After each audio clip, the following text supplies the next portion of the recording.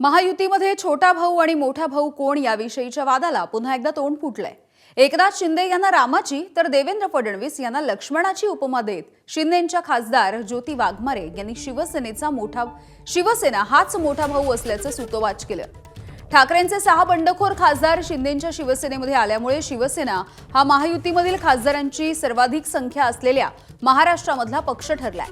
त्यामुळे शिवसेनेनं भाजपला देखील मागे टाकलंय।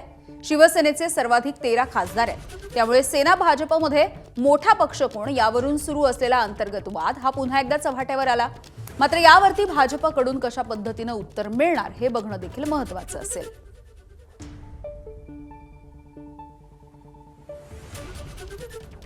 रावणाचा वध करताना रामाला लक्ष्मणाची सुद्धा साथ लाभलेलीच असते। त्यामुळे आम्ही महाराष्ट्राचा विकास करण्यासाठी आमचे नेते एकत्र आहेत। राम आणि लक्ष्मण कोण जनता ठरवेल। आम्हाला इतकंच माहिती आहे की रामाच्या हाती धनुष्यबाण असतो। राम कोण आणि लक्ष्मण कोण याही पेक्षा रावण संपला पाहिजे, रावण संपला पाहिजे।